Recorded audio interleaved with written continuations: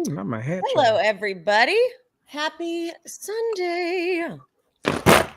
Oh, it's probably gonna sound a mess on the recording, but it looks good. You know, last week, people said we didn't get it, but then when I watched it back, I was like, "Damn, no, we got it." I think it's just always going to be on somewhat of a delay, Right? Like for you, for me, for some of the people, whatever. Hello, those feel nice. These feel very relaxing. How are we? How are we today? Ooh, I'm good. How are you? I'm okay. I had a whole day yesterday. I'll tell you about it offline. I'll tell you about the day offline. Okay. I'm okay, but how are you? You seem good. You seem chipper. You seem skinny. Oh, thank you. That's the only thing that's important. So thank you for that. Exactly. First of all, I love all the fans in the comments. Hey fans, hey fanners. What And do we call? we mean. By the way, we mean literal fans, like the fan emojis. We would never be like all the fans, all of our fans here in the crowd. Yeah, no. Yeah, if you don't watch the actual like YouTube video, then you don't know at the beginning of every episode because it gets taken out of the audio. We actually snap fans, like some big old like Vegas showgirl fans, and then we get down to business. So yes, everyone in the comment section is solidarity with the fans. Yes, solidarity. Yes, solidarity. That's awesome. There we go. I'm good though. I'm good. Yeah, you seem good. You had a trip. You had a fantastic looking trip to New York. Oh my God. This time was more packed than ever. Yeah, and honestly, I loved busy. It that way. Yes, you were busy. Oh God, Emily, like within hours of touching down, I got the best massage of my life. Shout out to Javier, my friend Javier. He's a massage therapist. And boy, oh boy, he did this number where he put first of all, he's muscular as fuck. And so he put my foot on his chest, and when he like drove it in, I was like, it was everything I needed it to be. Okay. Because Kendrick told me about it, and I've been fantasizing about it. So I've been like trying to do it to myself, like with a wall. I'm like, lean in, because like I know exactly that would have been like your hip and your knee too. Oh, my whole, like I could feel my ankle even a little bit, maybe too. Yeah, I could feel it. Oh, wonderful. See, if I'm gonna get a massage, I want it to be one of those interactive massages like that, where they like stretch and move, because like I can do like foam rolling and stuff. I can do all that myself. Exactly. I want someone to like physically like take me to a place I can only go when they take me there. Oh my God, it was like a part of it was like aromatherapy. So like you're sniffing, like I picked peppermint as my flavor. So like the peppermint is in the background, but then like when you turn over, your head's in the thing. He's like, now inhale for me real big. And when I inhale, I get a big old whiff of peppermint. It just opens you up because the aromatherapy is part of the experience. It was a CBD massage, so all the oil on me was CBD infused. And it was magical. All my New Yorkers, if you're interested, I got you. Okay, I got you. For real though, like I'm about to fly to New York just to get that massage. Yeah, and I also, one of the reasons I loved it too is because I'm listening. I'm listening. Yes, I only had plans to see one show while I was there, which was Wicked. You know, we were gonna, that was for Donnie's birthday. We were gonna see Wicked, even though I love the movie too, so it was for me as well. But we were going to see Wicked. But I got to see two other shows while I was there. Like it's just like happenstance. Oh Mary is so good. Oh, I want to see that so bad. Oh my God. And Titus is in the role right now. I didn't see Titus. Betty Gilpin, who I love. She was Mary Mary Todd Lincoln when I was there. But now Titus is in the role for a few weeks. And I'm so jealous because I want to see that too. And I got to see 6. And so if you don't know, I have a weird obsession with Henry VIII and his wives. I don't know what it is. It's been for years now. It's so weird, I know. But like every time there's like a documentary or something, I always watch it. I'm like, the Tudors. I was obsessed with the Tudors. Like, what if I know the factoid about you? Random, right?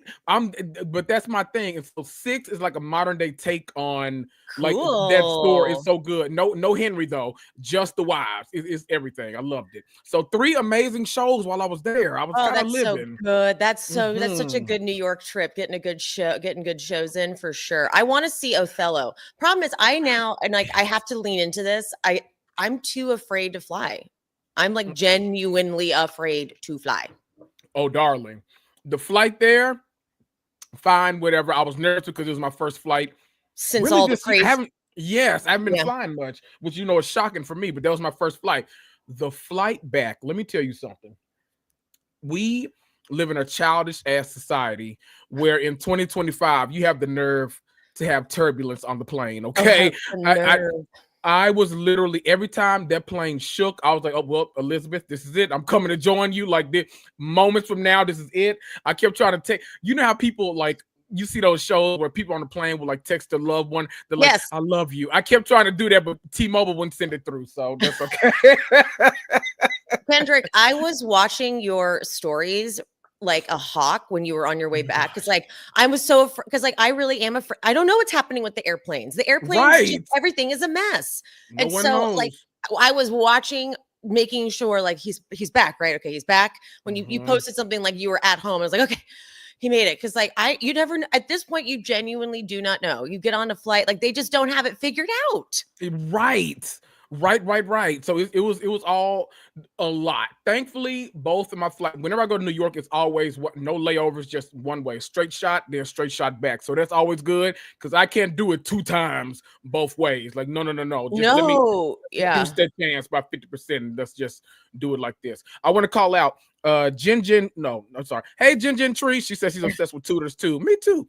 But LaShawn Newman said sounds a lot like a Thai massage. He's actually he's mixed. He's Filipino, which he's like, he has big Filipino pride. So that comes a lot into his massages. Filipino, and he's mixed with Latino. I just can't think of like specifically. I want to say Dominican, but I don't think that's right. I'll look that up and I'll let y'all know though. But yes, Filipino plays a lot into the massage, and boy, oh boy, that massage, what the hell, that massage, okay. There's actually a place someone in the comments did point out, I just want to say it. Daryl, thank you, said go to New Life Massage in Woodland Hills and ask for Eva. This is for any of the LA people. She's the best in the Valley. She does all of this plus some. So I wanted to shout that out too, in case anyone listening in LA was like, I would like a massage, but I'm not going to New York. So thank you, Daryl, for the rec. I will definitely look into Eva at New Life Massage.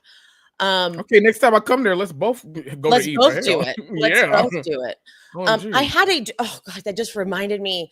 I had a dream that you did live here.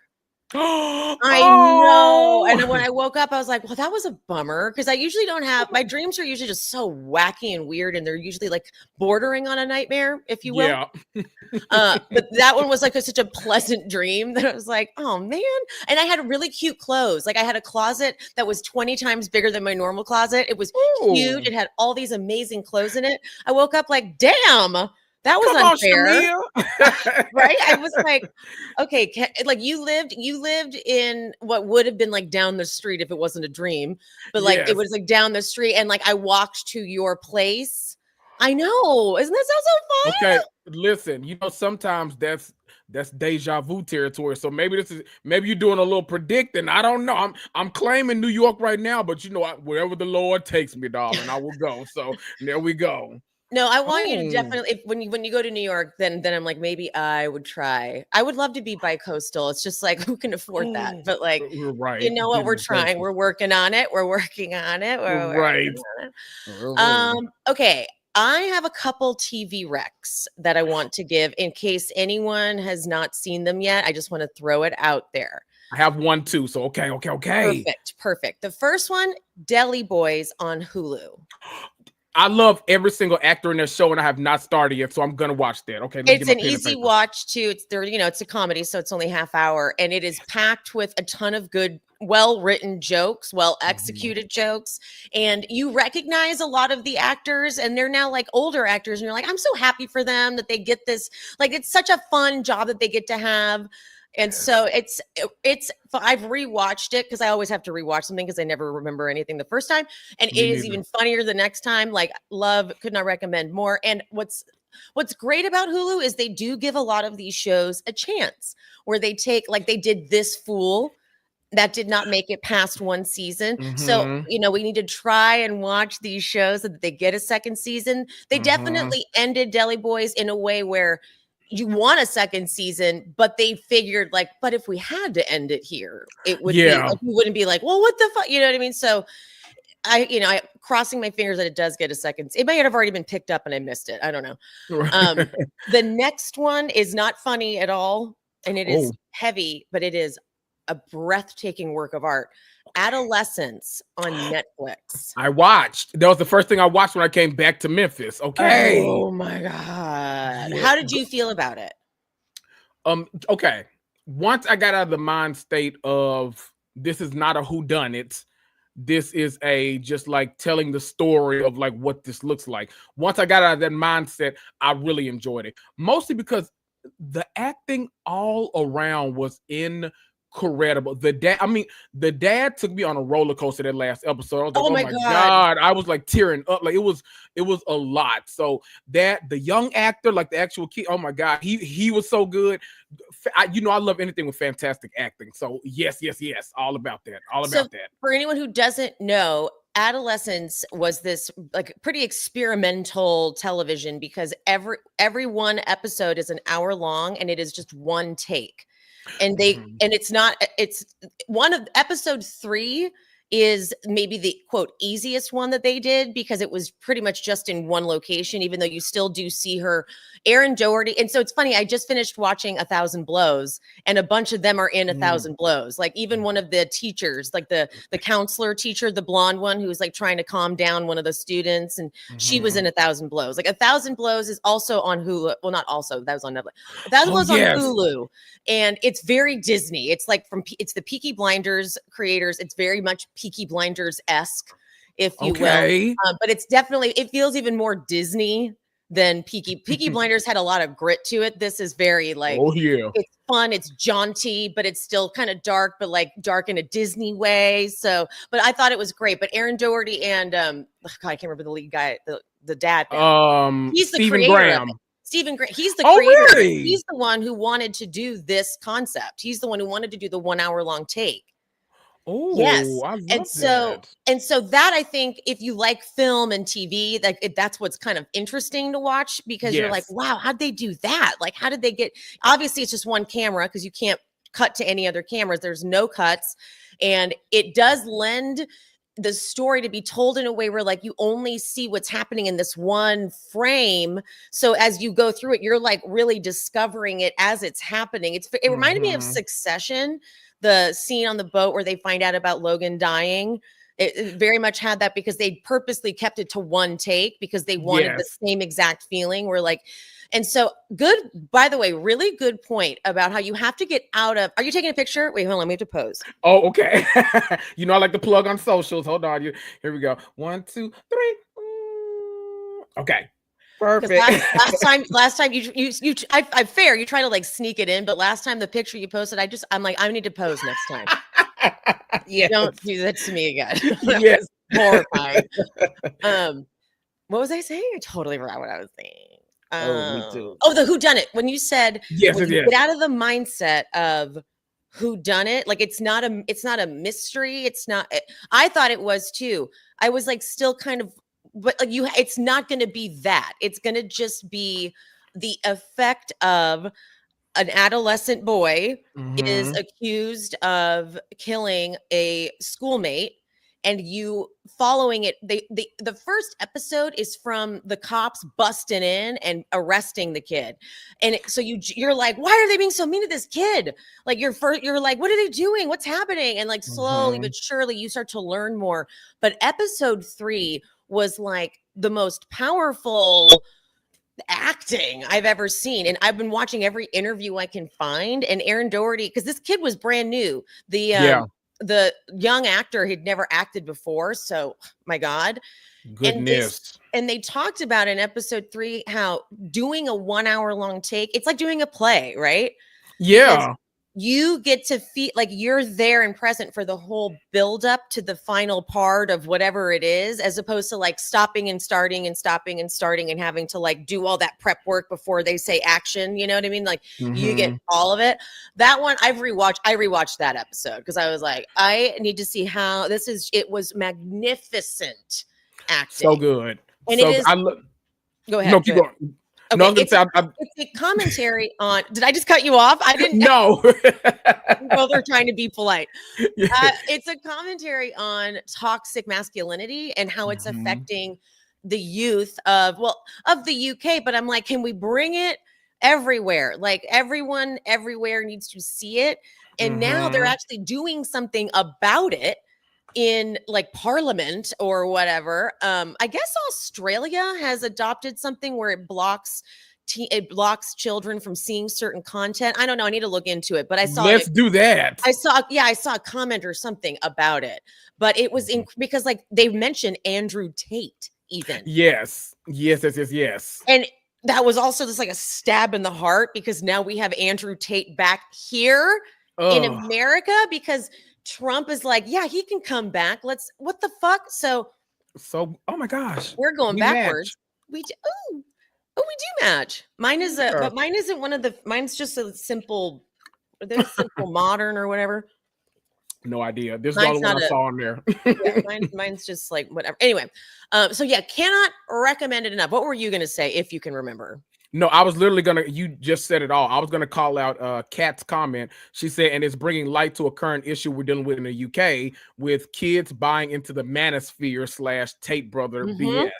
And boy, oh boy, I don't even know if it's just an issue specifically for the UK, but I mean, maybe here it's not necessarily the Tate brothers all the time, but the toxic masculinity thing is just, it's gotten out of hand. It's a global issue, clear, like to some extreme, obviously to some extremes, but like I couldn't believe every interview that these guys do. That's the number one thing that they are promoting is that this is a message about how this type of, well, I think even Erin Doherty, who's the actress in episode 3, she said it perfect. She goes, what's crazy is how the messaging has become like sensible and logical to these people, to these children, to these boys. Right. And I was like, that's exactly the problem. Is like what should be sounding crazy to them, they're like, well, that sounds about right.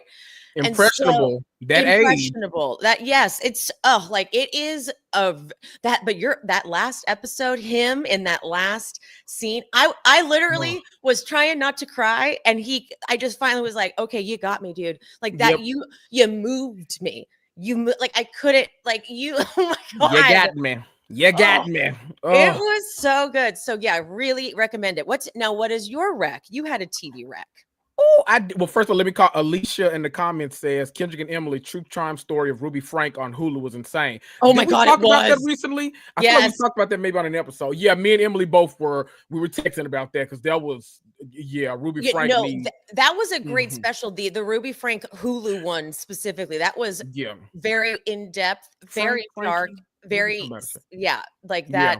Yeah, that was good. That was good. Yeah, that was a lot too. That whole him going over the neighbor's house to call the police. Oh my goodness, that was a lot. Yes. Oh my god. So I watch a lot of so much just like random stuff. I watch a little bit of everything, and I feel like now I watch reality TV like almost because I have to. Atlanta is really the only thing that like I'm just kind of loving right now. Everything else I'm just like I'll watch because I need to talk about it. But I'm watching a ton of different scripted stuff. And probably my favorite thing right now, I think, is the Pitt. I knew you were going to say that. I've seen you talking about it. Oh my god, I'm so obsessed with it. Like literally every episode. Do you know like what this show is about? Like the structure of it? Okay, so I watched part of the first episode and was like, I'm going to come back to this, and I haven't. Yes, a lot of you have to like be into the. Well, no, you really kind of don't, but. If you're into the whole like doctor show thing, it's really kind of a different take on it because the entire first season is one shift. And so each episode is 1 hour of one shift. And so we've now gotten to the point in the season where they're dealing with a big kind of mass casualty, not the spoiling thing, but they're dealing with a big mass thing. And it's just like pandemonium. It's so like, well, now that's clever. Cool. Yes. I like it. That's a cool way to do, because all I've seen is are things saying like a real ER nurse or real ER doctors were on set, and so everyone chiming in is like, this is exactly how it is. It's super accurate. Literally. Okay. So it's all, you're seeing all different types of dynamics. Like one of them is like this brand new like resident dealing with someone who's like a few years ahead of her, like really talks bad to her, doesn't see it for her, like that kind of deal. You're dealing with this guy who is his mentor passed away, and this is the anniversary. That day is the anniversary of it. So he's dealing with a lot while trying to like run this center. He's dealing with the nurses, the admins, like everybody has like representation on this show, and every episode is just so good. Last week's episode, you saw a birth from start to finish, and boy, oh boy, did you see a birth. Like it was, but this episode, I literally at the end of this like most recent episode, I literally screamed a curse word at my TV because it ended when I didn't want it to. Yes, like I was mad that I was like, nah, I literally cursed. I was like, no, like this is what and so I every week I'm so into it. And I know there are Emmeline Catherine says so many doctor shows, and there are. This kind of took the place of the Good Doctor for me, because now the Good Doctor is gone, but it's way more gritty than the Good Doctor. I love the Good Doctor. Oh my God, for some reason they're my one cable show. I love them. But it's so gritty. It's so like in depth. You really kind of feel like you're on the shift with them every time you watch.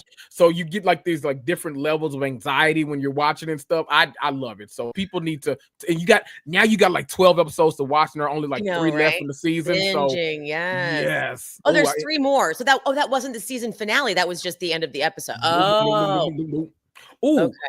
Can I randomly plug something? And this is not a new show, but it's been on since the 90s. But I love the new iteration of Law and Order with God, I don't know anybody's name, but like Mekhi Brooks and all them. I love, like, this past episode was their take on the Luigi situation, Luigi versus healthcare.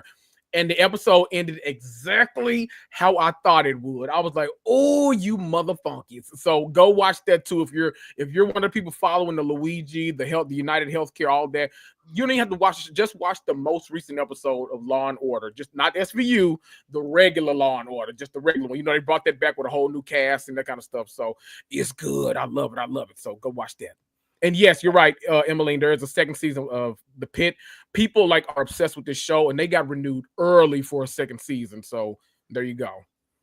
There's a lot of shows coming up in what's it called? April. There's a lot of shows. Like, for example, the one show I have not been this excited for a season in a long time, The Valley. I'm sorry. The Valley season 2. I'm ready. The trailer was so good. Like, that's how you do a trailer. Like, that trailer was everything. So they have that much content to give. Like that. I thought I knew we were gonna get Jackson Brittany, but I didn't know the whole rest of the cast was gonna be going into some crazy shit. It looks like Kristen might not be the problem child. Let us see. It looks like everyone is taking turns. So that shows you how much content there is. I'm so excited. Because we were following it before, so I want to make sure I do this follow-up now. Okay. So Jay-Z, he's I think suing his accuser, and he's also, I believe, suing Tony Buzbee. But now, to add to his case, there's a whole recording of that Jane Doe saying that Tony Buzbee put her up to it. That man, like, I said it. I have a fear of this guy. It's just a weird thing to do. So he fucked up so much now because he filed so many damn lawsuits. I don't know how many he even settled. Like, what a loser. He should be disbarred. Goodbye. And I think, if I'm not mistaken, I think I saw something that said like his status as a lawyer like could be in question very soon, because as it should be, like he truly gives ambulance chaser vibes, like very just sleazy, very like, I'm gonna attach my name to this, get a big check, give the actual victim 5%, and then go on about my day, like that kind of sleaziness. And he kind of give you oh God, I don't want to turn it to like this subject, so let's get off it fast. But doesn't he kind of give you Louis from Real Housewives of New Jersey vibes, Teresa's guy? He always kind of gives me. Is it because of the hair? Maybe. It's all slicked back. But now, especially since that whole like big lean against him has come out, I'm like, oop, this kind of okay, Tony. Like, it's Tony Luis Ruelas. You know, I gotta say, just because on that topic. Right now, when a tax lien comes out against people, it's less of an impact on me. I'm like, you know what? Fuck it. Good. I'm over it. I'm so like I'm so disgruntled with this Yes. country and the way we run shit. And I'm like, Yes. I don't know if anyone should fucking pay taxes at this point. Fuck all of you. I'm so like, if I could just give my taxes to where I want it to go, like Exactly. to schools, libraries, shit like that. I'd like to fix a pothole over here. So, like, Yeah. I'm already so mad because when Trump laid off Elon, like fired all those people, I'm like, wait a minute. Aren't like tax dollars, doesn't that go into people's salaries and shit? Like, should we be getting refunds? Because if you didn't need that, I'm pissed. Okay. Right. I'm pissed about it. It's a lot going on. Okay. So when I see a tax lien, I'm like, whatever. Okay, guys, you have bigger issues. Like the IRS, like I'm surprised anyone even figured it out at this point. Is there anyone at the IRS? Weren't they all like fired anyway? Which also cracks me up that of course Trump wouldn't want the IRS to function at the highest degree because he also hasn't been paying taxes. So he's like, yeah, we don't need the IRS. I'm like, sure, whatever, dude. Sorry. Oh I am like always, I'm always like, I'm becoming weird. You know how there are those like doomsdayers, right? And like the people who are like weird and crazy and conspiracy. I feel like liberals are becoming that because I feel crazy. I feel like I'm weird now. Like I know I'm weird now. Like I don't know. I'm doing like I went to my sister's birthday party and I wouldn't hug anyone. I was being that weirdo. Like I'm not hugging. I'm afraid of getting sick. I'm never that person. Yes. But I was like, I'm too afraid of getting sick, and I made it awkward for everyone around me because I was like, don't come near me. I don't know where you've been because I don't know what. Something's happened where I'm just afraid of like anything. I'm afraid like a missile is going to come and just bomb us somehow. I am like, I'm a weirdo right now. Emily, I feel like both sides have like caught up to each other, and I feel like literally everyone around me is weird now. And that's why I'm always like, weird is like my little go-to word. Everything I say, I'm like, that's weird. I'm like, oh, that's that weird behavior. I don't like, this is weird. Everything is just weird to me now. And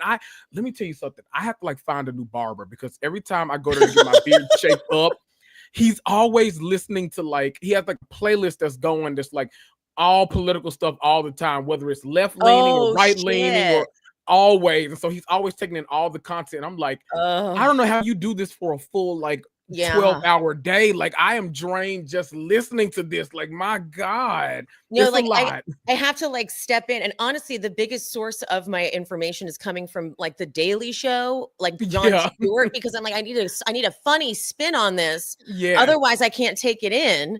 But I also like, okay, so. Okay, anyway, we're gonna move on. We're just gonna keep pretending. We're just gonna keep. We're just gonna. That's all we can do. Yeah, all we can do right now. Wendy Williams. Yes. Okay, let's go through what happened though. Okay. So Wendy was. Here's what she hasn't actually explained this. But I'm guessing that because she wanted to go get another evaluation so that she could be cleared of all of this conservatorship nonsense, right? Yes. But it looked like she was supposed to be going to the hospital, but then she sees paparazzi and puts up a sign that says help. But I also like that it says help Wendy, like help signed Wendy. I'm like, yes, they know what it is for you, girl. And so they called 911 and then she got a whole police escort to the hospital to get said evaluation. So in my head, I'm thinking, oh, they were trying to stop her from going or something. And she figured it out, baby. And she's like, well, I'm going to use these paparazzi right here. And I'm going to say, help. And they did exactly what they were supposed to do. And guess what?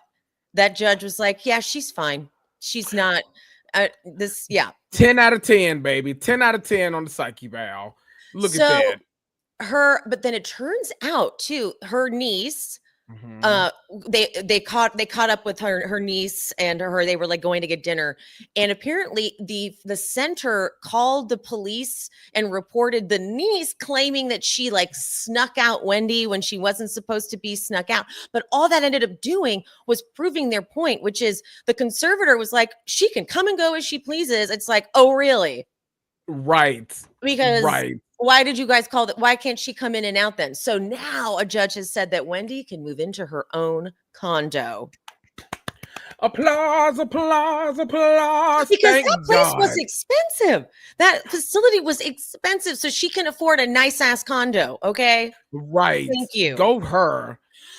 What a relief. Feels like everything is like going back in the right direction for her. So I don't know if the next step is whether she just wants to like enjoy her life, enjoy leisure, enjoy being away from the conservatorship. Ultimately, hopefully it dissolves completely. I don't know what it's going to be, but maybe she might say, you know what, maybe not on TV, but maybe now I might want to do podcasting, or I might want to do YouTube video, my own thing. Like I don't know what that is, but I feel like life isn't going to be all the way right until Wendy is back in that purple chair. Like I need her commentary on everything going on. I know. Everything.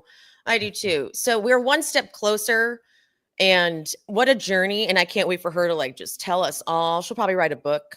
Yes. Ooh. I will read a book. Yes. Okay. No, I will. I absolutely will read a book. No, I will read a book. but more than that, she's one of those people. She's like, Ebony K. Williams. I loved her book, but I listened to it on Audible because I love her podcast. Wendy's one of those people I want to put out an Audible, and I want to hear her voice, and so I can listen to it. I want to hear the way because certain sentences, she's gonna say it the way it needs to be said. I don't want nothing ambiguous. Okay, that's a good point. That's a good point. Let me hear you say that's an audiobook situation for sure. Yes. For sure. And I got a lot of Audible credits because I ain't downloading nothing in like 4 months. So I want to talk a little shit now. Ooh. Tamra.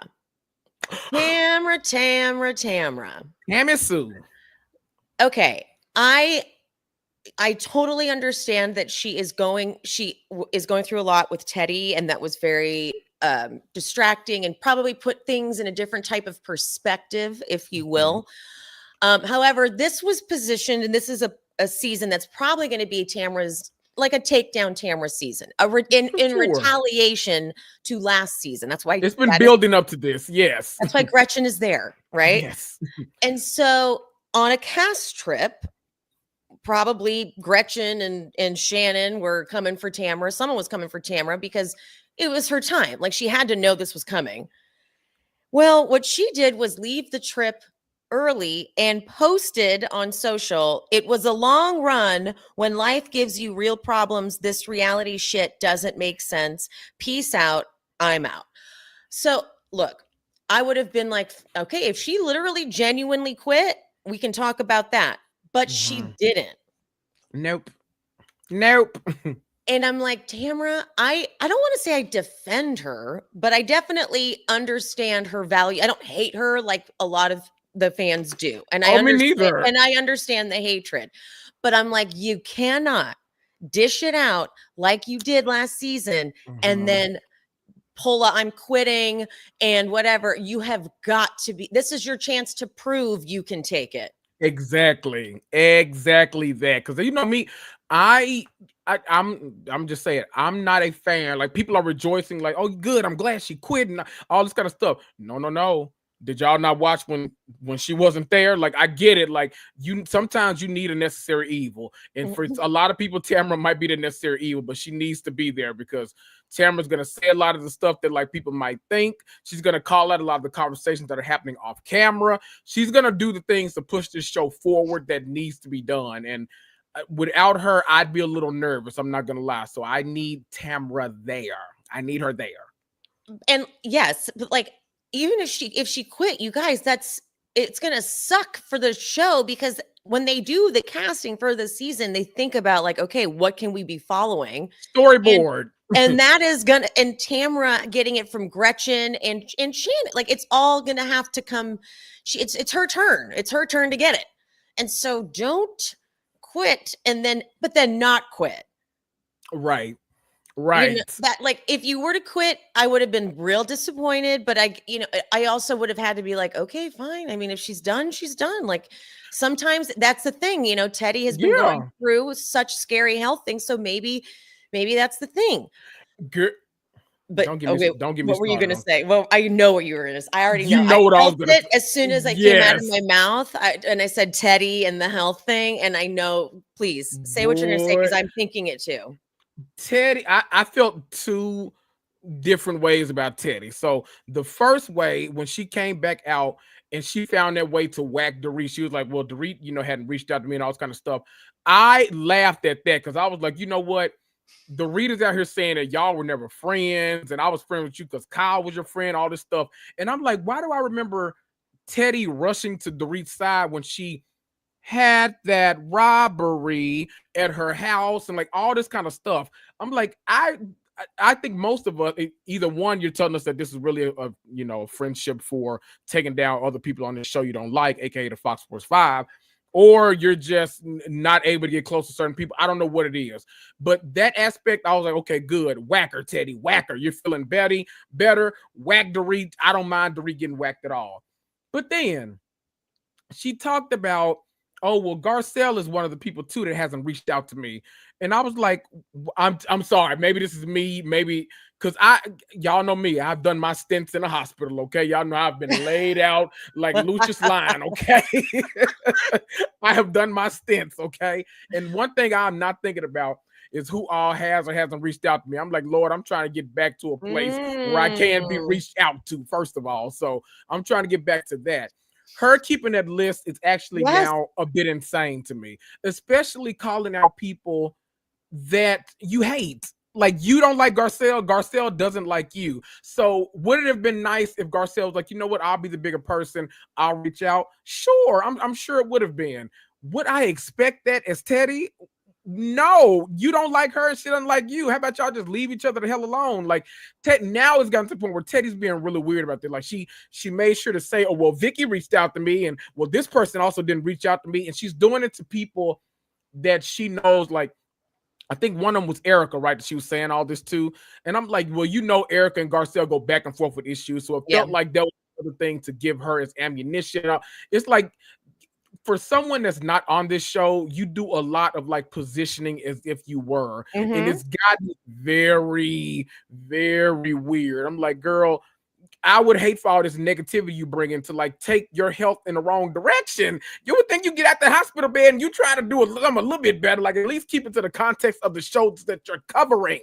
But you can't even do that. You want to take personal shots at people. That when she went to that place, because she covers the shows and like still recaps them and stuff. And so when she was like, oh, by the way, that really scary health episode I had, Garcelle didn't reach out. I'm like, well, that's not like the same as.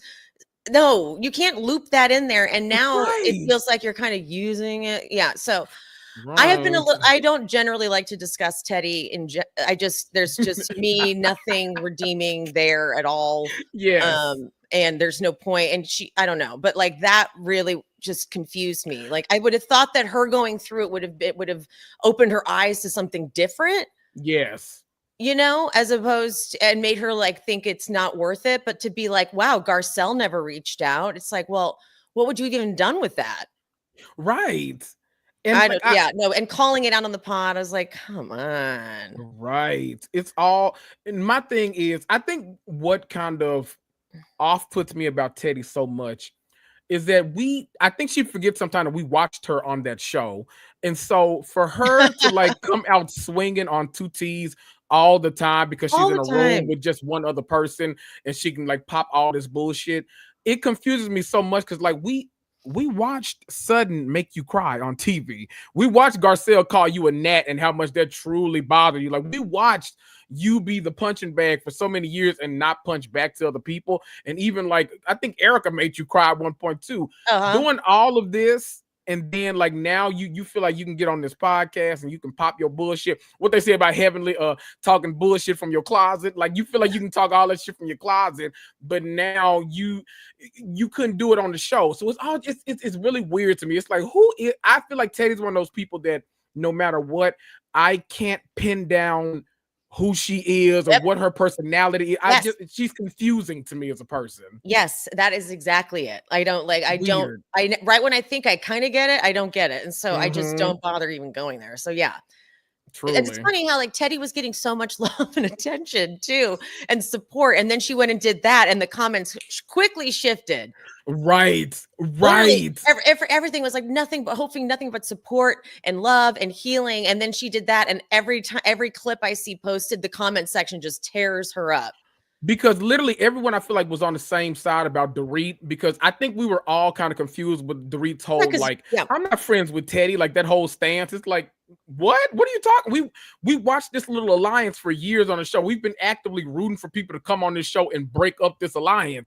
So like, what do you mean like you're not friends with her? We see all y'all hang out and like do all this kind of stuff, but because you're mad at Kyle, like it all felt weird. But when she did the whole thing with like Garcelle and that kind of stuff, it was like, okay, girl, like now you get a little delusional. Like, what are we talking about? Well, then now it feels like you're like capitalizing on this situation, and now it feels icky. So icky boots. Okay, well, what we have to discuss now, finally, I've been so excited to talk to you about Atlanta.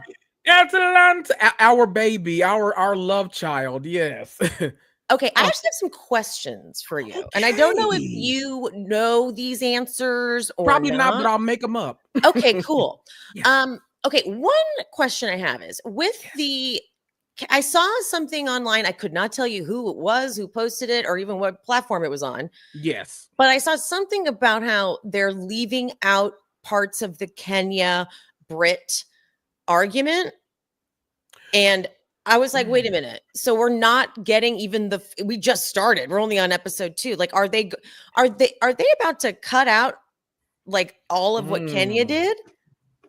No. We're definitely going to see the whole like showing the picture thing. That was even in the trailer. So we will see that. Okay. I think people this season for some reason in Atlanta are really jumping the gun about a lot of stuff. Like they've already called out why like Portia and Shamia will never be friends. Like I'm like, it's been 2 episodes. Like it's a lot. And so I remember Kenya saying that the reason her and Britt, like the reason she did what she did basically was because there was a dinner scene, which I don't even think we've had enough time to get to yet. Okay, there was a dinner scene where like Britt was cussing her out and like threatening her and like doing all this kind of stuff and stormed off. Producers had to get involved. So like if that happens, I don't think we've gotten to it yet. Like this still feels like build up. Good. Yeah. We just haven't gotten there yet. That like worried me. I was like, what are they about to like edit all around it or something? Okay. Another question is, do you know who Kelly's ex-husband is? I don't. Is he somebody famous? I don't know. But like because she was like, I should have gotten an Oscar for making it seem like my marriage was great. And I'm like, well, wait, I need to know who he was. And was he like some big shot or whatever? But like now she is a single mom with 4 children, which is crazy. Okay, but now if you don't know who it is, then Chevalo Mark Farrell. He wasn't nobody famous, child. Okay. I had to look and see. Yeah, Yahoo did a whole story about it. Yeah, he wasn't nobody famous, child. Okay. Yahoo did a whole story. I don't know why. That says it all. The trusted source. There we go. There you go. Okay. Shamia. Here she is. It's having Shamia there. She kind of gives me Candy essence. Yes. Right? There's like something in the way they talk. I don't know. They're both like musical theater, like nerds, too. Yeah. So like they have that like kind of like theater nerdy, like sort of vibe too. But then Shamia being so rich. By the way, she's been this rich. Yes. I was just about to say, Shamia is Candy if Candy like not flaunts it. I don't want to make it sound like a bad thing. But okay. If Candy was much more like, because they all talk about Candy's very like, and Candy says that she's very like tight with her money. She's like, nope, I'm putting it in this. Don't worry about what I got. I'm okay. Like I'm gonna drive this big pickup truck. Like don't y'all worry about it. Shamia's like Shamia said that Candy actually told her, she's like, when you get on this show, you better show that money. Like, show them girls that you are that girl. And that's exactly what Shamia's doing. I'm like, yes, Shamia, yes. I was also just like heartbroken too to find out that Shiloh, her daughter, was born premature, but it was from a surrogacy. That the surrogate got diagnosed with breast cancer while pregnant. So they had to deliver the baby early. And now the baby has all these complications. And now the surrogate was like, I have guilt. Like maybe the cancer got in the, oh my, I don't know why it never even occurred to me that in the situation with surrogacy, something could happen to that person. Yeah. I don't know why in my head, I just assumed it never happened. I know. That's crazy. And I bet both parts, they probably blame themselves like so much too. And I bet you Candy, I like not to like down talk Candy or anything, but I bet Candy probably has guilt around it too. Because remember, we all know Shadina, the surrogate, because she was on the show with Candy. She carried Blaze for her, and so Shamia said that Candy was one that recommended she go to Shadina because she has such a good experience. So I'm sure with all parties involved, when something like this happens, you're like, man, that's guilt that like weighs on you. When really it's just circumstance. Like nobody can like stop that from happening. It's breast cancer. If we could stop it, then exactly we would have. But oh my God, just heartbreaking. Yeah. But she's very much giving me that Candy energy. So I kind of feel like even though Candy's not there, there's some sort of like a presence somehow. It's nostalgic. Like it's fresh, but still nostalgic. That's what it is. It's like, Yeah, and with this cast, actually, this exact iteration of this cast, like y'all gonna hate me for saying this. I don't see a world where like Nene Leakes comes back to be part of this cast, but I can see Candy popping back in whenever she absolutely wants to. Like age-wise, friendship-wise, she's friends with Portia, she's friends with Shamia, she's friends with like the other girl, like Kenya and Cynthia. She knows some of the new girl, like it makes sense for Candy to pop in and pop back out. So I could actually see Candy taking a couple years off and coming back. Totally. Drew and Ralph. Okay. Listen, Ralph is so embarrassing. So she talks about how he was court ordered to live in the basement. And that already, I'm like, I'm so sorry. What the fuck? And she's like, I kind of thought that would be his, like he would leave then, like he would find another place. And she's okay. So, but he now has launched his own podcast or YouTube channel or whatever it is. And he posted this about the situation. He says, since Drew publicized sensitive and disparaging information surrounding our divorce, I need to provide facts and complete details as the blogs are now spreading false and incomplete information. He says, 1, the judge ordered that I move to the basement due to false allegations. What? Girl. That isn't a detail. Like, I don't know. The judge, so the judge said, due to these false allegations, you are being moved to the basement. Ralph tried to gaslight us the way he does her. Yeah. Like, sir, we're smart. No shade, Drew, but we're like we can see through the mess that you try to keep up. Like, no, Tampa, we didn't buy Tampa. We're not buying this. Go back to the basement. Number 2. The judge ordered that I continue, in all caps, to pay all costs associated with the home and all vehicles, which I've paid for over 10 years. What is that? And what is he responding to? It could be nothing because she hadn't said anything about it. But I mean, if you're trying to get us to think that like it doesn't make sense, if you've been paying it for 10 years, you might as well keep paying it. What do you mean? Yeah, it's like, well, if you're gonna live in the home, what is that? You ask that you continue to pay all costs associated with the home. What? The judge, number 3, the judge ordered that Drew has temporary primary custody of the kids. Well, yeah, that's what you get.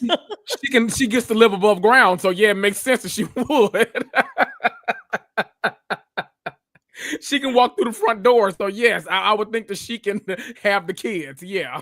Okay. Number 4, I have no idea where this asinine request for child support or alimony came from. It's not true, and you can't believe everything you hear. Okay, that you didn't clear anything up.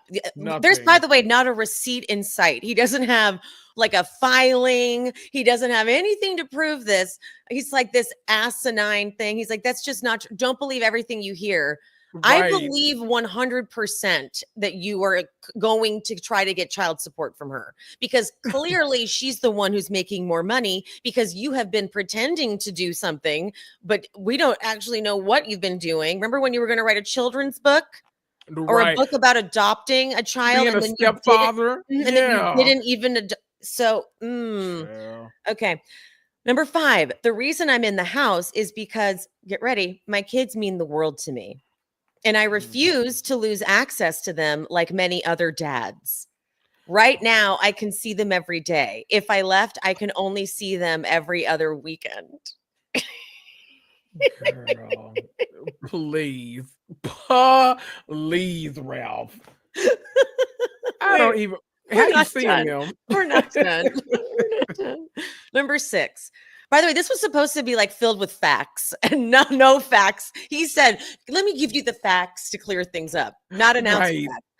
As details of our 2-year divorce are being made public, I'm taking the liberty to support men and families as they navigate unfortunate circumstances via my YouTube channel.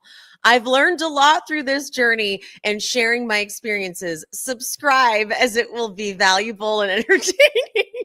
Ralph, please. First of all, if any man on this planet is going to Ralph Pittman for advice on how to be a good husband or a good father, please figure your shit out by yourself, okay? This is not the wrong road. Wrong road. Don't go down that road. That ain't where you want to be. That ain't where you want to be. He is so embarrassing.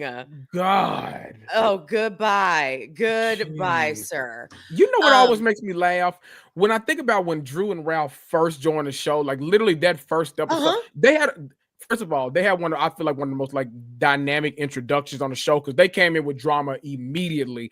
But I literally remember like the first maybe 30 minutes of the episode, everyone on social media was like, oh my God, that's a man. Like, oh my God, he is so handsome, all this kind of stuff. By the end of the episode, everybody was like, like, no, it never went back. Right, because wasn't Tampa right away? Like Tampa was like the very first thing. Yes, immediately. And God, he's just been a creep ever since. So bye. Well, now all that being said, we know Ralph sucks. Drew is being weird about the dentist thing. Yes. She's saying all kinds of different things. Like when she's talking to Kenya, she says that he's been doing music forever. And then Kenya's like, well, but why didn't he help Portia when she tried to release a song? Oh, well, he hasn't been doing it that long. Oh, well, you just said he's been doing it forever. And then she said that she had not reached out to Portia. She's like, no, but I mean, like if she didn't, Dennis said he did. And if she had a problem, she would tell me, right? Like she would tell me. Okay. But then when we get to the party and then they have their confrontation, Portia and Drew's like, I did reach out to you. I did reach out to you. I'm like, Drew. Right. Drew, get your lie together. Right. And if you did, I think I would remember that, boo. But okay. Like Portia's like, no, but like that Drew's weird. Drew does weird stuff, you know. She just is. Cynthia clocked it immediately. Cynthia's like, I mean, it wouldn't be the first time Drew's lied, or second, or third, or fourth. Like we know Drew to be a liar. Okay. That's why I made the joke. I remember when it was, whenever Mia came out with those like tweets about, oh my God, I just watched the Atlanta premiere and it makes me want to go to Atlanta full time. We were all like beating up on Mia. I was like, I beat up on Mia too, but then I was like, I kind of get why she thinks she might fit in. I mean, she got Drew line ass. Y'all know Portia's my favorite housewife, but Portia good for a lie. Phaedra damn show good for a lie. So I can kind of see why Mia might think she fit in with them girls over there in Atlanta. I love that. Good for a lie. I love that. I'm stealing that for sure. They are good for a lie. That is exactly it. Okay. Well, because speaking of Portia and the lies, like, okay, girl. Like Andy on Watch What Happens Live was like, did you not Google him when you, because basically we're saying everyone knew that he's a little shady. Like all of it seemed shady. And so I'm wondering, like, at what point did Portia realize, I can't pretend I don't know this anymore and I'm going to be in trouble. Yeah. That's what it's feeling like. You know, because she told a story to Kenya when they had their lunch. She's like, yeah, there was this one time that we were surrounded by cops and he said that he didn't know we were in a stolen car. I'm like, whoa. Like that's huge. Yeah. So yeah, Portia, I know Portia just has notoriously bad taste in men. I get that that's like her brand. Yeah. But like, girl, we did not believe for a second that you were with him because he was just so hot and sexy and like whatever. He looked like the money. That's what we all were like, well, okay, she locked it down and she, What about her telling Kenya that she found out she was actually the 5th wife and not the 4th? Like, what is happening? Like, Simon is a menace. And you know what? That's actually why I get why people are saying like Portia gets no sympathy from me because you took Fallon's husband and all like that. I hate that one. I know I hate that line so much because I feel like people are like removing Simon, who was the husband, from blame from the situation, and I'm like, Simon, we've seen be a menace online, a whole menace. And I mean, I'm just saying, like, no shade to all the girls in the comments that have been married 5 times, but which I doubt any of you have, but. I mean, it's got to say something about like all these wives are not doing Simon wrong. I'm just saying like something is in the milk ain't clean with Simon, so we need to be. No, Simon is the problem. And isn't he like currently like being held in detention? Yes, in Georgia. Ain't heard from him. Ain't been on that phone. Don't know where he is. Okay, wait. Speaking of randomly the other night, I text Kendrick. I go, "Do you ever just like stop and think?" Right now, Karen Huger is in prison. And I was literally thinking about it in that moment. I was like, I wonder what Karen's doing right now. Like I was like as I was getting ready for bed, I'm like, oh my God, Karen right now is in a prison. You know when I think about it the most, when I'm doing like one of my random like skincare things, like I drink my little collagen elixir in the morning. I was drinking it. I was like, Karen can't drink collagen elixir. Like, wow. Like, wow. She's probably having scrambled eggs, if that, powdered eggs. Oh my goodness. Like, I just randomly the IHOP special, yes. I am dying right now. So yeah, so just randomly like think about that, guys. Like, right. Whatever you're up to, something just be like, oh my God, Karen Huger right now, in this very moment, literally is in prison. In the but so Simon is also in like a so he's they have been trying to get it like with Simon. This isn't even like a Trump Elon Musk thing. This is like just Simon, you've been dodging this for years, decades, honestly. Didn't he have to like leave and come back? He kept having to fight for it. So like this is a long time coming. Okay. He literally they put him out. He was like, oh, I'll be back, bitch. Yeah. I will be back. Okay. And he came on back. Okay. And he comes back, keeps criming it up, and then he's like, all right. And so it's his turn. You're done. You're like, that is fair. Okay, dude. Sorry. Okay, I have another question. Okay. The shade, I'm putting that in quotes for those who are just listening. The shade from Kenya to Britt about the ring. Yeah. Was it, in your opinion, that bad? I actually think Kenya asked what I was thinking too, because she was like, "This is my second." Well, this is my second right? One. I think to most people that implies like, "Oh, you've been married before." Like, yeah. I don't get like I'm glad Britt is making it a thing. Like, yes, give us content, but like I would have thought the same. Me and Britt would have been beefing because I would have thought the exact same thing that Kenya thought. And like, why are you wearing your engagement ring like every day? Like, I thought most people wore like the band, don't they? If you're married, I don't know. I'm not married, so I don't know. So but like because I've watched it now 3 times, episode 3 times, and I was like, I still don't think that. I think that Britt was just being like clearly this is an issue for Britt, like clearly this is a thing she's sensitive about. Yeah, and I think I was like, oh, it's not big of a deal. The new episode, I watched a little clip from new episode, and I think we're gonna get more into like him dragging his feet with like doing the actual ceremony. So it seems like there's some stuff behind like why she's being angered by it. Yeah, but let me answer. I want to answer a comment in E in the comments said, wait, IHOP doesn't use eggs? Girl, no. Girl, they use powdered eggs. You got to specifically tell them, I want cracked eggs. So then they actually make your eggs like fresh. Otherwise, they pouring that shit right out of that. Girl, okay. I'm trying to tell y'all. I'm just trying to let you know. I'm trying to let you know. Oh. Okay, another question. Yes. Is Kelly coming in with this whole Portia taking that woman's husband thing? Is this just for a storyline with Portia?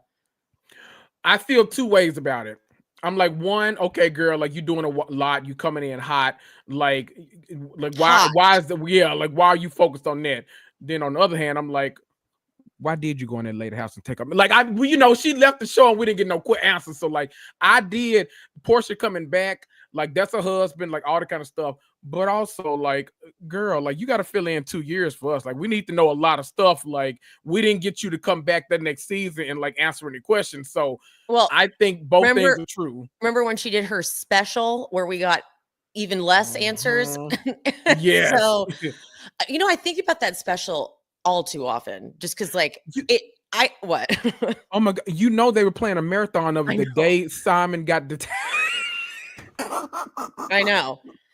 Because when I actually feel like I feel bad for the producer, like whoever the EP was on that, like Portia fucked that person over by not by giving them content, but then not talking about it. And then like that, I felt bad for whoever the EP was. Like it was probably like I'm thinking about like Carlos King talks about how when he got Nene's wedding specials and things like that was his first chance getting to like really make something himself. Yeah. And then they like got into it for a second. Like his interview, his conversation with Nene on Nene's new show was really cute.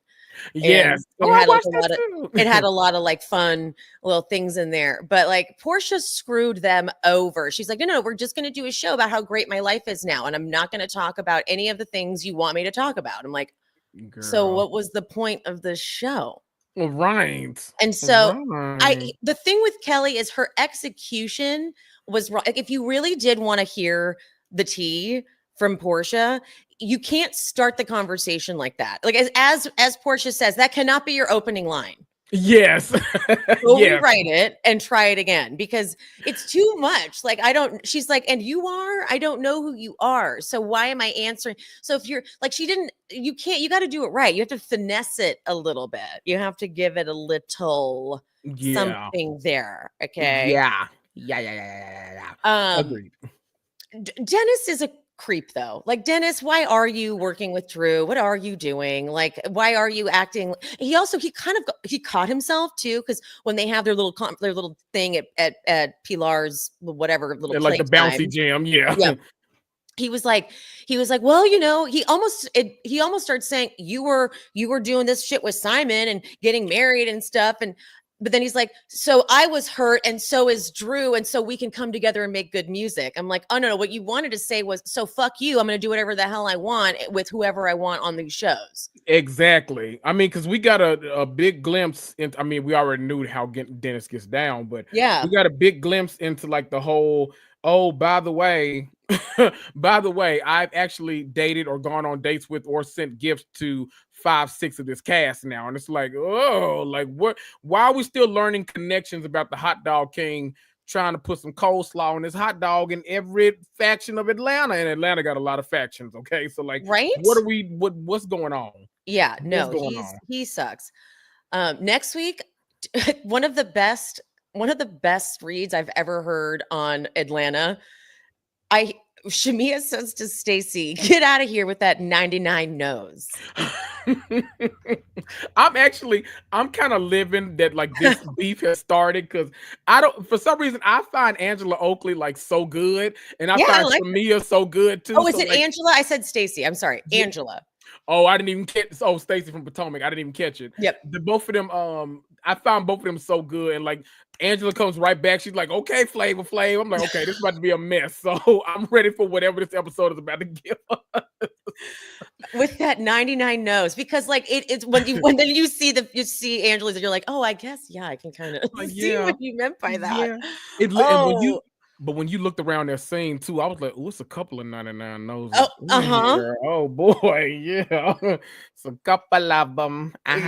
Yeah. But I can tell it's going to be a good season. Everyone's clocking in, everyone's here, and they've got like fun. Big personalities who already like want. Yeah, they did a good job with the like mini reboot. Yes, it is a pretty big reboot, actually. Because Drew was the only person from last season like standing in the opening credits besides Kenya. I think, let me ask you, do you think Kenya will be back full time next season, or friend of, or you think this is the last time we're going to see Kenya? Oh, I don't know, because I need to, like, if she can do a reunion, like, I don't, there's so much. We've never had a situation like this where we've had someone mid filming have to basically get kicked off the show, but then also come out and say she's not fired. We haven't fired her. I'm like, so then what are we doing? I think it's actually 100% going to depend on how the fans react to all of this. Yeah. And I think that's a good point. I think based on how we know fans like react to stuff, I think Kenya will be back, because I think people have already kind of made up in their minds, like, whatever Britt did, she deserved it. So I think the tides have turned. I think at first they were like, oh, Kenya, why'd you do that? That's nasty. That's this. But then they want Kenya on the show so bad also that it's like, nope, I'm going to find a way to hype you up to get you back on here, which I'm okay with. Well, and also too, like, when you see that the ring comment, like, that's what got you mad. Like, that's not right. I'm like, I was just think she was just trying to figure out what you were talking about. That's it. Right. But like, you're very sensitive about it. So that, you're totally right. This is going to be very much based on the audience. Yes. The audience. And let me say this right now, because I'm already pissed off. I'm loving this season. The season so far is 10 out of 10. I'm really enjoying it. I'm laughing a lot, which is what I want from my reality TV. So I'm really enjoying it. I'm pissed off. Not a 10 out of 10, it's a 9 out of 10, solely because we're not getting Kenya confessionals, which we should have been getting. And that's the one what's thing, happening. That's the one thing that's missing. And that makes me a little angry, mostly because it scares me to think that we might not get Kenya at the reunion. Like, they're really treating her like a guest of instead of a friend. And I'm like, oh, don't do that. Don't do that. That's the wrong road. I didn't even clock that they didn't have confessionals. Because can you imagine, like, we love that scene with her and Portia finally sitting down, talking, going out to lunch and stuff. But can you imagine Kenya's commentary about finding out she was the 5th wife and like all this stuff that she was talking about? Like, Kenya would have been racking us up this episode, but we've got no. And Kenya confirmed she filmed no confessionals for this season. Yeah. Wow. Crazy. Oh, I didn't even. Thank you for pointing that out. Mm-hmm. I should have realized it, but damn. You're like, thank you. Yes, that's what I did. Behind the ear, thank you. Yeah, okay. Well, now I'm going to be aware of that. That is a big missing piece, and it is weird not to have that to cut to. Huh. Yeah. All right. Okay, now let's finally get caught up on White Lotus. You guys. By the way, I want to give you props. I like the way you just did the Atlanta recap, because it was like a question, but when you have multiple episodes, it's a lot to like go scene by scene and that kind of stuff. But you did it perfectly. We touched on everything, and it was a lot of like questions and engagement. I liked it. Everyone in the comments. Thank you for noticing that, because I made a conscious effort. I'm like, I'm not going to do scene by scene. I'm going to take the big points, and then we can go through them that way. And there you go. Thank you for being aware of my technique and my format. I really appreciate that. Of course. Okay, White Lotus. So I have not talked about White Lotus since the 3rd episode. So we have episodes 3, 4, and 5 to discuss. Yes. All I want to talk about though is Sam Rockwell. Oh my gosh, what a scene! I have rewatched that fucking scene so many times. I can't and I laugh out loud. It is his delivery of such extreme, like the writing was so good. Mm-hmm. So he treated the writing exactly how he should have. Like, he didn't make fun of it. He meant it. Like, he put it in a place where he's like, no, this guy is really talking about this. Like, he's trying to figure it out. He's truly. And if you've ever, I don't know if y'all have ever had like a conversation with a drunk straight man. He wasn't drunk during the scene, but that's what it reminded me of. Like, when you have people get drunk and they have those like super serious conversations about life. That's almost what it reminded me of, because you don't know sometimes whether to laugh. Like, is he joking? Is he not joking? What's happening right now? Am I reading this wrong? Can I laugh? Was laughing insensitive? And so like, that's what that whole scene, I literally was kind of just like looking with my mouth just like a little agape, because I was like, how should I be feeling right now? I don't know what I should be doing right now. I literally did not know. And Walton, whenever they would cut to his face, it was like the editing was perfect on it too, because it would be just right when I needed to see, like, how's he responding? And it was like a master class in scene work, monologue, listening, all of it. Like, oh God, Two phenomenal actors. My God. I know, right? And they're friends. Like the scene meant a lot to Walton. He posted about it and how it's like, we've been friends for so long. So I just filming this scene and being able to just like be present for it. But like that is for actors, they know like listening is such a big part of acting and being able to be present. And so it was, oh God, so good. So good. Yes.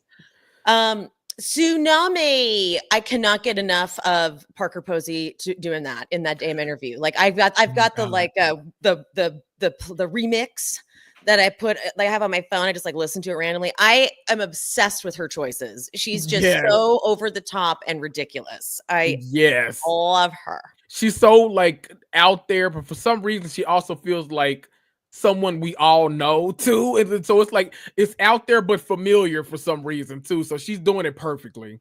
Yes.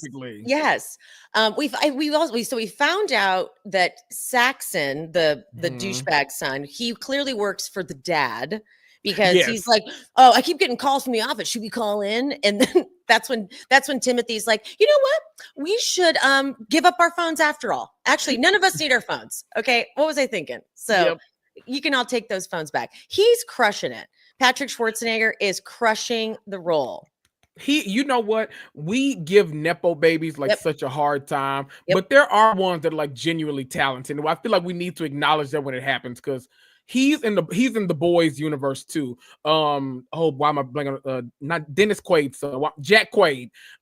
He's another one. He's fantastic because he's the lead in the Boys. But then Patrick Schwarzenegger is on the spinoff, Gen V, and like both of them on their shows are like fantastic. And I feel like people don't give Nepo baby, should I even call them Nepo baby? Shouldn't give like the children of celebrities such a hard time if they actually do have the talent. And I think he's a prime example of like, man, you are good at this and you're getting better. And that's what I really like. You're really like honing in from the Steps to Gen V to White Lotus. You're really, you're coming along. You're coming along. I see a career in your future. For sure.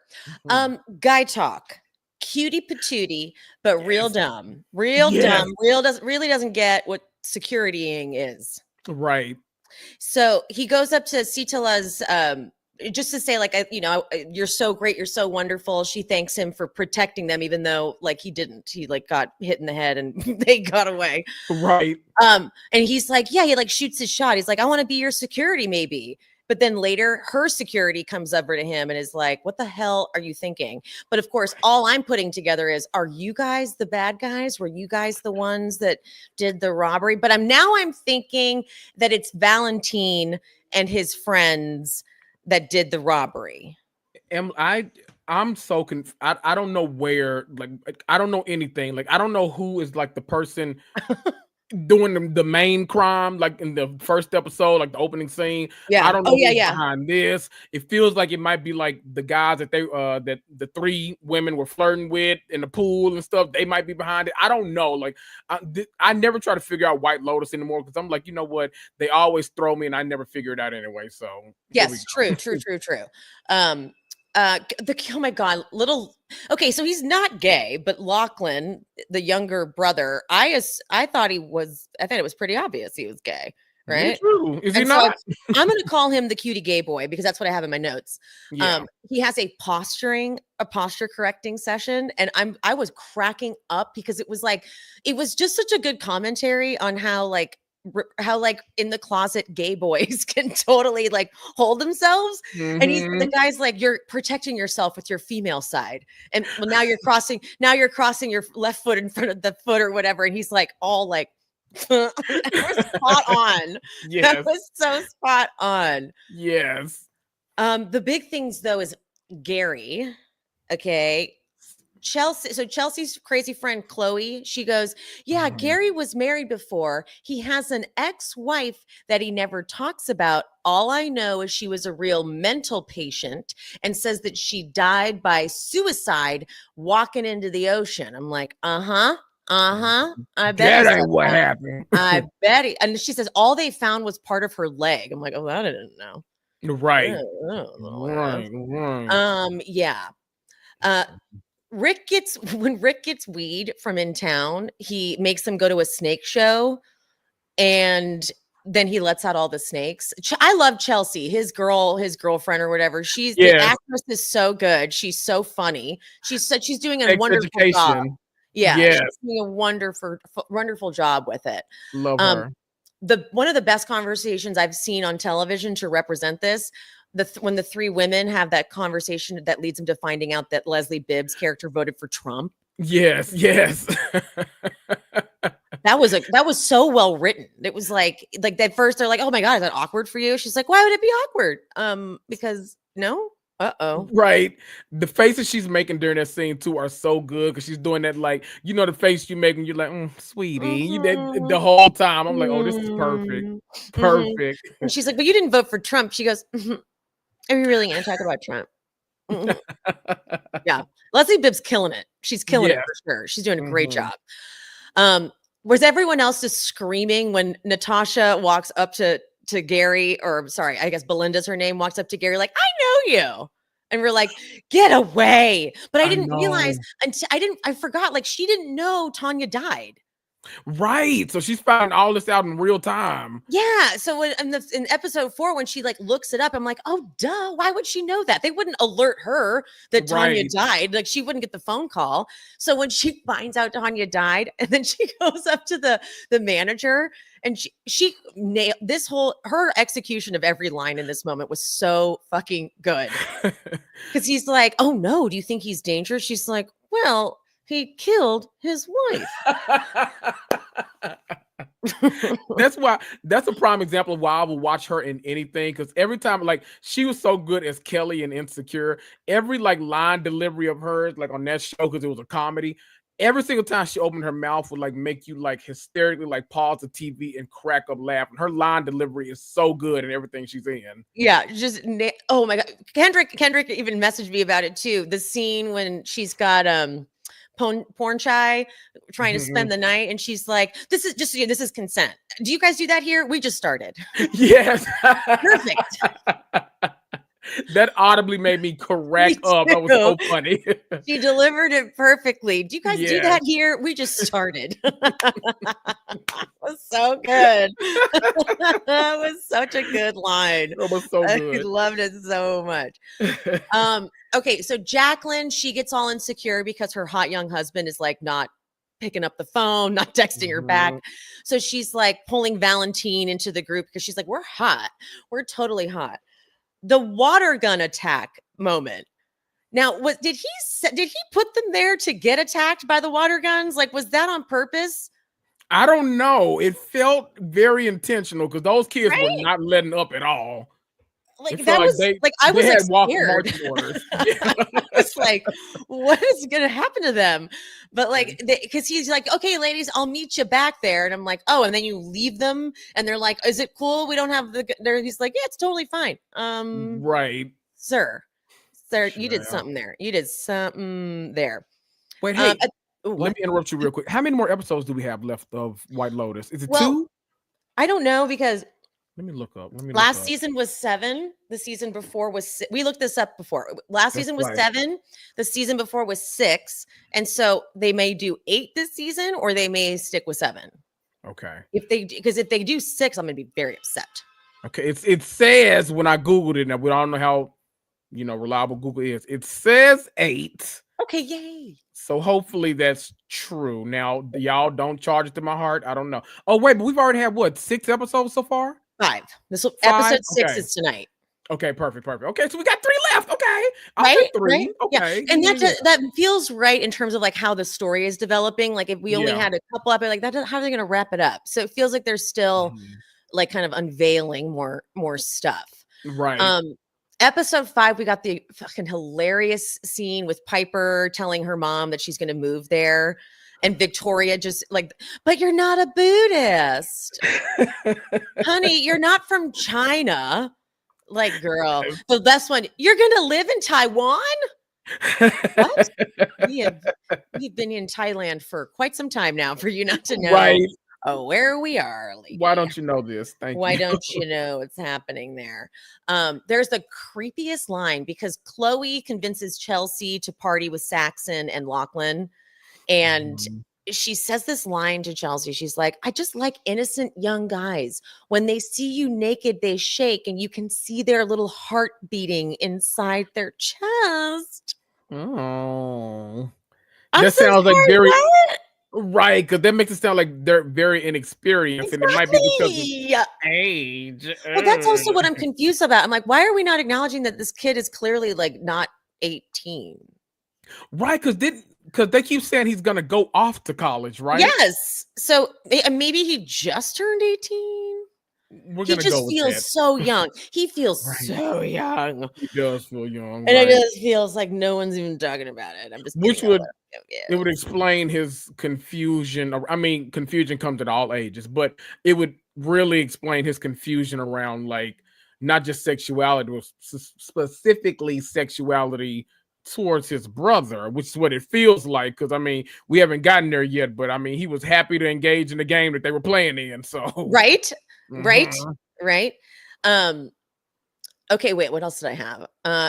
There's this line Chelsea says to Chloe in that moment. She's like, oh, I could never cheat on Rick. I'm a romantic. And Chloe says, oh no, when I was modeling, all the girls who said they were romantic ended up brokenhearted or worse. And she's like, what's worse? And I'm like, well, you just killed her, basically. Right. But also the fucking hotel manager does that to Belinda too. When Belinda's talking to him and she's like all scared, another line she does really well. She's like, we should call the police, right? Which ones? The American, Italy? We should call all the police. Yes. All the police. But then he gets like firm, right? And he's kind of rude about it. And he's like, we don't, this is very unprofessional to be talking about guests like this. And then he has the nerve to say, I think you'll survive. And I was like, you get out of here. You just killed her. You just killed her. You just killed her right now. How dare you? How dare you? How dare you? How dare you? I think you'll survive. You right. Shut your damn mouth. See, okay. You better not die. It feel like Mike White likes to toy with us because I feel like now, after 3 seasons, he knows the big thing for us is trying to figure out who's not. And then we glob on to anything. We're like, and then that. Remember last season, we were all like looking at artwork in the background saying, okay, that painting represents death by water. So I believe so. It was like all kinds of stuff. Like we were like spiraling about everything. Last season made us crazy. Last season made us nuts. It really, we took it too far. I know. Way too far. Way too far. So the gun that Guy Talk gets from the employer. By the way, Guy Talk has, I think it was episode 3. He has like the worst interaction you could possibly have with a boss. The boss goes, well, we need to talk tomorrow. And he's like, oh my God, is everything okay? We'll talk tomorrow. I'm not sleeping. I'm so like, what? You jerk. No. You tell me. Like, that's like when a boss is like, we'll talk on Monday. Oh, well, you don't need to tell me. We can just talk on Monday. You don't need to tell me we'll talk on Monday because now you've ruined my weekend. Exactly. How dare you? How absolutely dare you? But Guy Talk, looking at the footage, sees that Timothy, after he got off the phone call, finding out the FBI was absolutely there and he's so fucked and he needs to get a lawyer. He goes into the office. So then Guy Talk follows Timothy into the bathroom and in the most like beta way, he goes, I cannot find something. I think you have it. And then Timothy goes, I don't know what you're talking about. And he just walks out. I'm like, dude, you cannot be security, sir. No, this isn't your vocation. This is not your calling. This is not what you're meant to do. You are too sweet. And you know that I think I might have mentioned this to you. He was actually a security guy for a rapper in Thailand when he got the call. Real life? Yeah. Oh. I know. Isn't that funny? Like I was like, he was the security guy, Right. How would you feel about that if like right? You were like, I don't know, a barista or something like that in real life, and you get a call, like you finally got the big acting gig and you show up and you're a barista on set. Would you love that, or you're like, damn it, like it feels like I got hired because of this? I don't know. Well, especially since they make him a bad security guy too. Right. Then it's right. Like, okay, you talk to my boss. Okay. Yeah. Episode 5 had so much. This is when the women go out like dancing with Valentine and his friends. And his friends were hilarious. That one friend who was talking about his family, he's like, my mother's sister, your aunt, she's evil. She broke a bottle on my head. Leslie Bibb goes, why would she do that? And they just cut out of it. At the end, when they're saying goodbye to them, because Leslie finally, like, this is what was so funny. As like the Trump supporter Republican, she's like the one I related to the most because she got her jammies on. She wanted to go to bed. She wanted them to leave. I'm like, they need to go, get them out. I'm freaking out. I want them to get out of here, please. We've all been in this situation before. We've all been in this situation where the other people you're with want to keep partying. They want to keep doing that with like people who you did not know before today. And it's like, okay, y'all continue this. I'm going to go upstairs. I'm going to lock the door too. Do not come in. Do not come in. As she's saying goodbye to all of them and getting them out, she goes to the, she goes, good luck with your family. Hope you don't get hit with any more bottles. Thank you. Good luck with your family. Oh, wow. Yeah. What the fuck? Crazy. Oh, oh my God. Piper and Victoria, they go back to the villa. Victoria, this is such a perfect, like, paranoid mom, but like also I was like, no, she's right. She's not kidding. And she goes, he doesn't look normal. Okay. He looks like a Hare Krishna. They're sex cults, Piper. Nexium. You could end up a concubine to some weird guru with a bunch of sister wives getting branded. Don't look at me like I'm crazy. It happens all the time. Sheltered girls like you are constantly getting brainwashed and turned out. A mess, but also it's like, oh shit, I've seen all these documentaries. It is true. It was such a perfect list of things because it's like, this happened. But like Nexium saw that. That's true. Like the guru with the sister wives. That's a thing. Yep, she was spot on. Okay. Yep. Oh my God, it was so good. But then it turns out Timothy did have that gun, and Timothy was gonna blow his whole head. I was like, don't do it in the damn villa. My God. Right. You jerk. You're gonna let them wake up. You're gonna wake them up with the gunshot, and then they're gonna find you. Like, go out and do it like off of a cliff or something and leave a note. Right. Traumatize your damn family. My God. The whole family at that. Like, if it was just you and your wife, like, okay, I guess just traumatize her. But even the kids are there. Like, what are you doing, Timothy? Timothy, get it together. Goodness. I loved how Victoria was like totally pushing lorazepam on him, and then he becomes like a total drug fiend. So when someone took her lorazepam, I was like, this is dangerous. Like, this bitch is gonna have full-on withdrawals. Like, she pops these things like they're candy. Exactly, like Tic Tacs. My God. Yeah, I'm like, I was concerned. I'm like, she's not gonna be okay, just so we're clear. Like, she is not. But she says, I don't even have my lorazepam. I'm gonna have to drink myself to sleep. I feel like it makes sense that Timothy is based off of like someone from Southern Charm. I feel like she had to have been modeled after a housewife. Like it felt like, I can't quite put on which one or which city. I've narrowed it down to either New York or Salt Lake City. She's one of those there's a Meredith Marks energy to her. That's who it is. That's exactly who it is. The slurred speech and the whole like monotone sometime, but then really gets into the inflections and stuff like it. That's exactly what it is. Very Meredith Marks. I couldn't pick who in Salt Lake, but that's who it is. Sarah Paulson actually said that she pulled on some Meredith Marks energy for a role too. So doesn't it make sense? I don't know. I couldn't tell you what role it was, but doesn't that make sense? Like, Meredith Marks is such an extreme, like, her emotions and the way she processes things is so fascinating and weird. And like, I could understand as an actor being like, I want to do that. I want to figure out what that is. I need to, I have the clip saved somewhere on my phone, but there's this one clip of Brooks and Meredith that I watch so often. It is so ridiculous where they're sitting in the car headed to go, what do they call it? Snowshoe, ski shoe, something where they put. Yeah. Whatever that is. That. Do they go put that? They're headed to do that. And just hearing them talk to each other, it has to be the most hilarious thing in the world because they both are very like, very monotone and just very that and they do that the whole time. But like, he'll make a joke too that's so inappropriate. And she's like, okay, enough of that. And they both. the whole scene is so, I'm like, this is the most ridiculous shit in the world. So she is such a caricature to pull from. So that makes absolute sense. Right? Just totally gets it. I get that fully. So Saxon and Lachlan are partying with the girl. Saxon does not do drugs. He tries not to do the drugs. Lachlan's like, I will. I'm gonna tell you right now. And then, but when Lachlan says a line to his brother, he says, I will destroy you one day, or something like that. Oh. Yeah. And our friend, John, my friend John.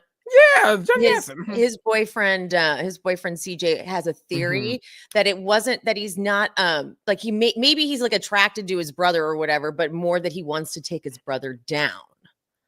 Oh, or take his place. Or something like that. I don't know. Who knows? Who knows, right? There's a little, you know what? That feels very like psychological thriller in a way. Like he wants to be. You know how those characters want to be someone so bad they almost sexualize them too? That's what it feels like. That energy. That's what it feels like. Yes. Right. That right there. Oh my God. There's one part. This is nothing even happens, but Saxon and Lachlan jump off of the boat they're on to go to the island and into the ocean. And I was like, jumping into the ocean at night has me panicking. You are in the middle of I'm too afraid. At this point now, the ocean doesn't want us in there. I'm convinced the ocean is like, we're done. We're done. Like, we have enough. You guys are fucking it up over there and it's messing us up over here. We're done with you people. All right. So when they jumped in the water, I was like, is there going to be a shark attack now? Because like, I am scared. Right.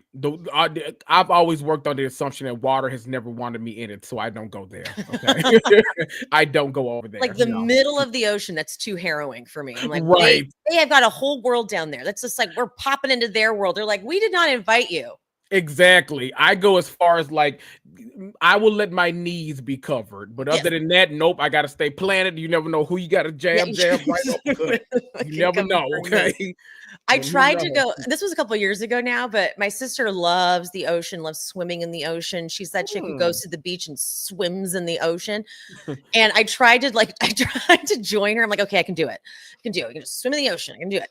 And I've now become so paranoid that anything that touched my foot that felt kind of off, I'm like, it's a shark. Okay. So there was nothing relaxing about it at all. Like we were trying to like float in the water. And I was like, no. But then you get into your head that something is there. So then as I was swimming back in, I was like swimming for my life, even though nothing was there. But I was like, oh my God, I'm never going to, it's coming behind me. Literally. Nope. I could not imagine. You know, I'm trying to hype myself up when I get down to my ideal body. I'm gonna take adult swimming lessons, but I'm doing that in the pool. I'm not going to the water yet. But one day I want to be on a yacht and I want to jump off, but then I want to get right back on. I don't want to stay there long. I just want to get right back on to say that I did it. Get a video of me, show me doing it. Okay, you got it. Okay, I'm getting back on now. Now I'm go eat on the boat. Like I don't. Yeah, if I'm on a yacht and they pull out the slide, I think I have to do the slide. Exactly. You know, it's knowing how much work goes into the slides now that we know and we watch Below Deck, the slide is the biggest bitch to put up. So if they're going to do that, I'm definitely going to go on the slide. It's like the airplane slide, but not as like not as enthralling. You know, it's not as risky. So not as life threatening. You know, not as but a joyful thing as opposed to an emergency landing. There we go. Yeah, a little different. Okay. Well, that wraps up today, guys. Thanks so much, Kendrick. As always, appreciate you. You're the best, honey bunny. Guys, a little update. Kendrick showed me how to learn it. We both are now fluent in the boots on the ground fan dance. So get on it. Like go on to YouTube, look up boots on the ground, and it'll start popping up. It'll start like line dance and learn it because it is a blast. And my goal one day is for the next live show, we will all do it together. Oh, I love that. Right? Okay, guys, make sure you're following Kendrick with Kendrick Tucker and check out his podcast. I Cannot, available everywhere. Oh yeah, wait, we have an outro. Okay, everyone in the fans, everyone in the chat because they have their fans up. Everyone in the chat, thank you so much for being here. Love y'all. I love you so much. Bye, guys. Bye.